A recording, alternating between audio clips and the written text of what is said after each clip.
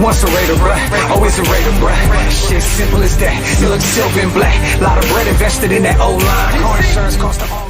What is going on, Raider Nation? What is going on? It is your boy Darian, coming to you live with another video. It is the Spotlight Raiders Talk. Shout out to all the subscribers that subscribe to the YouTube page. If this is your first time ever being at our YouTube page, I would suggest that you subscribe and hit the bell button and get the latest news and all Raiders news. But we're back here with another Raiders video. And before we get into this video, if you do want to become a member of the Spotlight Raiders Talk YouTube channel, the link will be in the description and have all the details there.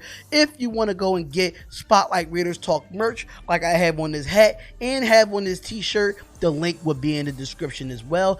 And the Raider Nation Discord, if you want to be a part of the Raider Nation Discord, make sure you hit the link in the description or in the pinned post at the bottom of this video. But let's get into this video and let's talk about what we have on our topic today. Now, our topic today is going to be about 4 free agents that the Raiders should consider signing during this bye week that we have, knowing that it's the 6th week of the NFL season, and the Raiders are on the bye week after a big win over the Kansas City Chiefs, 40-32.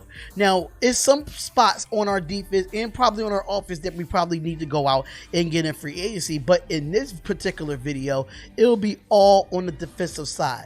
But I want to say this, shout out to Raiders Wire for these people that they did consider, and once knowing me that since I read the article, I agree with these 4 as well. So let's get into the 4 free agents that the Raiders should consider signing during this bye week. The Las Vegas Raiders got a huge win in week 5 to keep them above 500 in their bye week.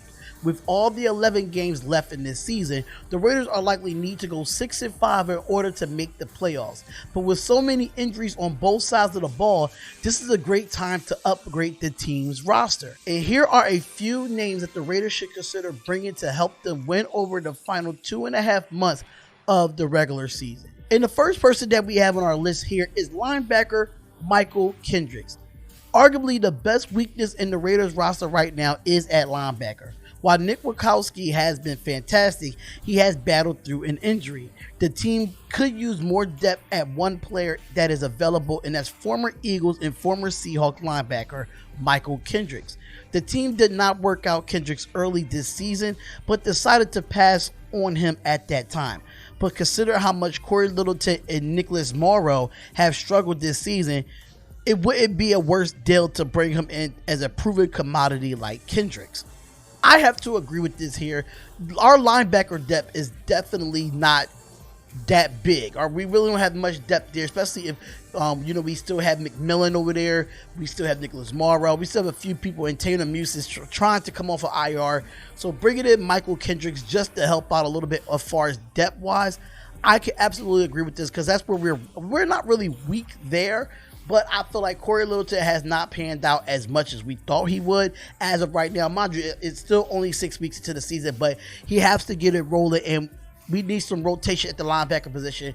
I think our linebackers are playing a little bit too much, and we don't have much depth there. So yes, I think we should go and get Michael Kendricks. And the next person that, according to Raiders Wire and myself, think we should go out and get in free agency, and that is former Cowboys cornerback Maurice Claymore. Considering the injury to starting cornerback Damon Arnett, the Raiders would be wise to explore the free agent market at cornerback. Trayvon Mullen continues to be the top cornerback, but Neville Lawson saw a lot of time on the outside in week 5. Now, the Raiders are expecting Arnett to eventually return from his thumb injury, but they would have to be wise and look around for a free agent market for potential options. One potential option is Maurice Claymore, who played with the Chiefs during the 2019 season, while injuries have plagued him in the past. He is healthy now and can contribute to the outside cornerback. Claymore has a ton of experience, been more capable in time, and he's been on the field. At 30 years old, he's still young enough to help the Raiders get through the 11-game stretch before the playoffs.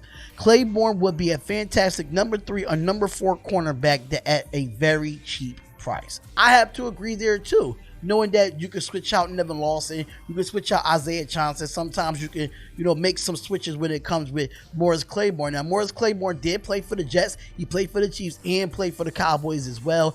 And injuries really did plague him, but knowing that he's still young at 30, I'll still say take a look at him and see what we can do with him. At the end of the day, our back end is the reason why our defense is not really playing well, but it's so many other things that you can look into or why our defense is not playing well. But Maurice Claymore could take a look at, in my opinion. And the next person that we do want to look at, the third person that we should look at going into this bye week, it should be free safety Eric Reid.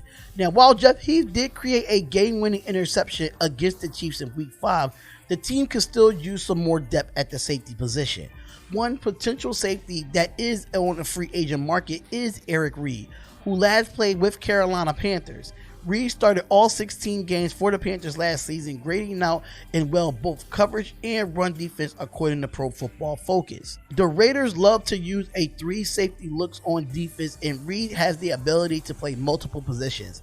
He's only 28 years old and will be a great fit with Jonathan Abram.